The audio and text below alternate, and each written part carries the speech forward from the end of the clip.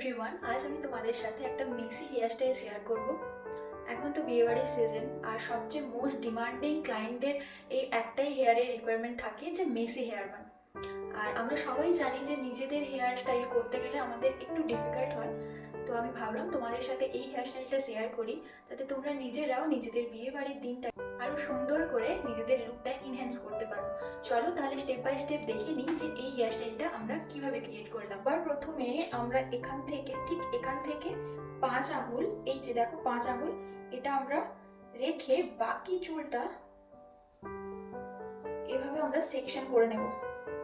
একটা সেকশন ক্লিপের সাহায্যে এটাকে লক করব। সেকশন করে নেওয়ার পরে আমরা বাকি চুলটা পনি করে নেব। পনি করে নিয়েছি। দেন দেখো এখান থেকে একটা র্যান্ডমলি সি সেকশন আমরা তুলব। এই যে সোজা সিটেটা রয়েছে, সিটের ঠিক দু সাইড থেকে আমরা এই যে পাতলা করে একটা সেকশন নেব। দেন আমরা ব্যাক কমিং করব। যেহেতু খুব একটা হওয়ার দরকার নেই, তো আমরা হালকা একটা ব্যাক কমিং করব। দেন দেখো এই যে যেখান থেকে আমাদের এই সেকশনটা শেষ হয়েছে, ঠিক তার পাশ থেকে আমরা হালকা করে, এত কিছু না ভেবেও তোমরা যদি র্যান্ডম পেছনের দিকের যে চুলটা রয়েছে সেটাকে হালকা হালকা করে র্যান্ডম একটা সেকশন নিয়ে ব্যাক কমিং করে নাও, তাহলেই হবে। আমাদের জাস্ট একটা হালকা বেস লাগবে, যাতে চুলটা মানে মাথার পেছনটা একটু ভরাট ভরাট লাগে। পেছনের এই চুলটাকে আমরা জাস্ট এখন আটকে রাখবো। তাই খুব বেশি আমার চুল নেই, এই হচ্ছে চুলের ডেন্সিটি, সব চুল উঠে গেছে। এখন মনে হচ্ছে যে সবচেয়ে দুশ্মনী আমার চুলের সাথে। আমরা মোটামুটি এতটা করে চুল নেব। দেন হালকা রুট ব্যাক কমিং করব। পার্লারটাকে আমরা ঠিক চুলের ভেতর দিকে নেব, কখনোই বাইরের দিক থেকে নেব না, তাহলে কিন্তু হবে না। দেখো আমাদের পুরো চুলটা কার্ল করার কোনো দরকার নেই, কেননা আমাদের পুরো চুলটা তো লাগছে না। যতটুকু পোর্শন লাগছে ঠিক ততটুকুই আমরা কার্ল করব। অযথা টাইম নষ্ট করার তো কোনো মানে হয় না। আমরা 10 থেকে 15 সেকেন্ড হোল্ড করব। দেন একটা কাঁটা ক্লিপের সাহায্যে এটাকে লক করে দেব। এই চুলটাকে পেছন দিকে করে দেবো। যার আমার মতো লম্বা পাতলা লম্বা চুল আছে তাদের এই সমস্যাটা অনেক বেশি। দেন আবার আমরা একটা সেকশন তুলবো। দেখো এখানে কোনো মানে কোম দিয়ে কোনো সেকশন নিতে হবে এরকম কোনো ব্যাপার নেই, র্যান্ডমলি সেকশন নাও, দেন কার্ল করো। তো সেম প্রসেসে আমরা আবারও কার্ল করবো।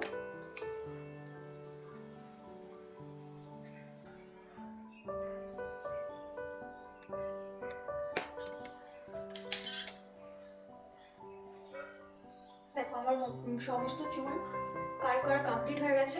এবারে আমরা সবার ফার্স্টে এখানে যে হোল্ড করে রেখেছিলাম ক্লিপগুলো ইউপিন দিয়ে, ওইগুলোকে খুলে নেব।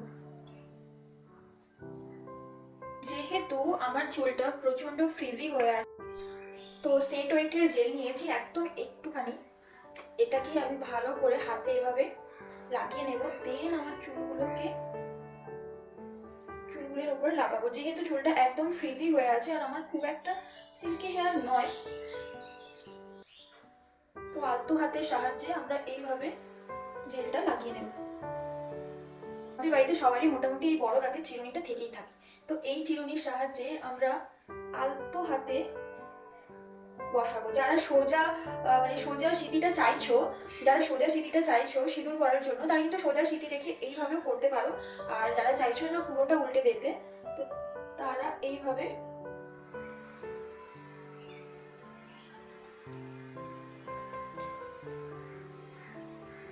লক্স ছাড়বো, কারণ এই হেয়ার স্টাইলের মেন অ্যাট্রাকশনই হলো লক্স।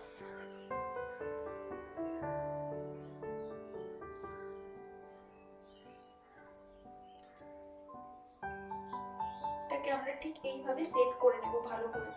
পুরো চুলটা এইভাবে সেট করে নেব। এরপরে যদি আমাদের মনে হয় একটু হাইট লাগবে, তো সেক্ষেত্রে কোমের পনিটেলের টেল দিয়ে এইভাবে হালকা হাতে একটু করে বাউন্স দিয়ে দেব।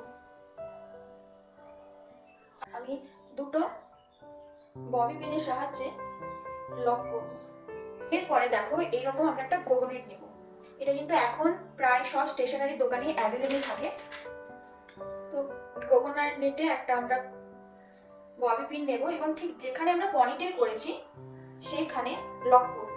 লক করে এই যে কোকোনেটটাতে আমাদের বাকি হেয়ারের সমস্ত চুলটা এর মধ্যে নিয়ে নেব। দেখো আমার চুল লম্বা হলেও কিন্তু ভীষণ ডেনসিটি কম, পাতলা, ঠিক আছে। তো যাদের ডেনসিটি বেশি তাদের এটা লাগবে না। যাদের আমার থেকেও পাতলা চুল, ছোট চুল, তাদের তো আর অত বড় খোপা হবে না। তো সেক্ষেত্রে আমরা ওই যে ডোনেটগুলো হয় ব্ল্যাক কালারের, সেখান থেকে এরকম একটা ছোট পোর্শন কেটে নিয়ে তাকে এভাবে ফোল্ড করব। দেন আমরা এই যে সমস্ত চুলটা নিয়েছিলাম গোমনিটের ভেতরে, ঠিক সেখানেই আমাদের ওই কাটা ডোনেটটাকে প্লেস করব।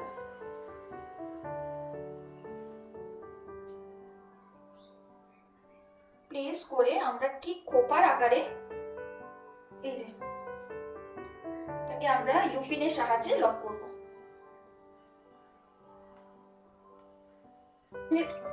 এই যে লকটা রয়েছে এটা দিয়ে ফার্স্টে আমরা একবার এইভাবে সোজা করে আঁচড়ে নেব।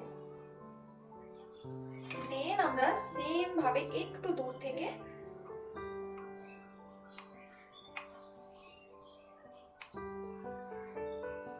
কার্ল করব।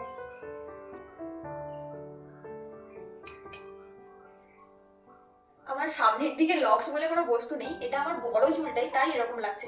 বাট যাদের এখানে বেবি হেয়ার আছে, ছোট চুল এতদূর পর্যন্ত, সেই চুলে কিন্তু মারাত্মক সুন্দর লাগবে। ক্ষেত্রে আমরা সবসময় আমাদের কার্লারটা বাঁ হাতে ধরব।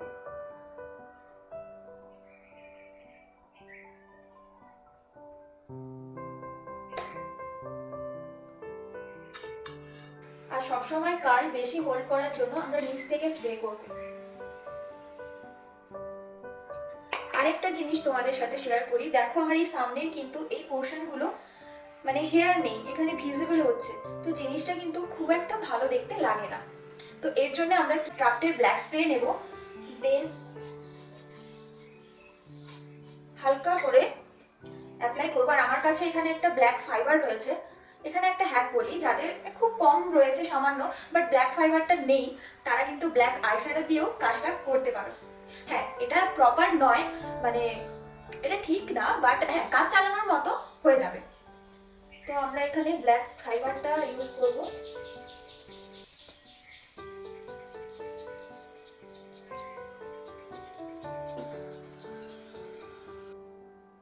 দেখো এবারে কিন্তু স্ক্যাল্পটা আর ভিজিবল হচ্ছে না।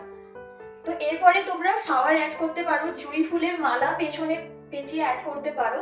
ফ্লাওয়ারও এইভাবে সাইড থেকে ভিজিবল যাতে হয় অ্যাড করতে পারো, তাহলে কিন্তু দেখতে খুবই ভালো লাগবে। স্পেশাল ফ্লাওয়ার রয়েছে। তো সচরাচর সবসময় আমাদের হাতে রিয়েল ফ্লাওয়ারটা থাকে না, বাট রিয়েল ফ্লাওয়ার থাকলে কিন্তু লুকটা বেশি ভালো এনহ্যান্স হয়। তো সেক্ষেত্রেও এই আর্টিফিশিয়াল ফ্লাওয়ারের পেছনে আমি দেখো এইভাবে কাটা ক্লিপ অ্যাড করেছি। রিয়েল ফ্লাওয়ারের ক্ষেত্রেও কিন্তু তোমরা সেম কাটা ক্লিপ অ্যাড করে, মানে বোটাটা কেটে কাটা ক্লিপ অ্যাড করে লাগিও। এইবারে দেখো একটা মেইন কথা কি, যে আমরা যখন এই ফ্লাওয়ারগুলো অ্যাড করব আমাদের একটু মাথায় রাখতে হবে ফ্লাওয়ারগুলো যেন সামনে থেকে ভিজিবল হয়।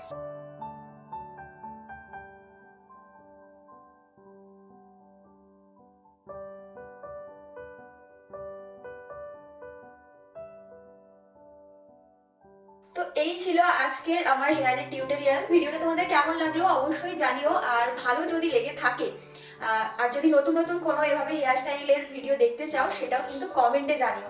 তো দেখা হচ্ছে অন্য কোনো দিন অন্য কোনো ভিডিও। আজকের মতো টাটা।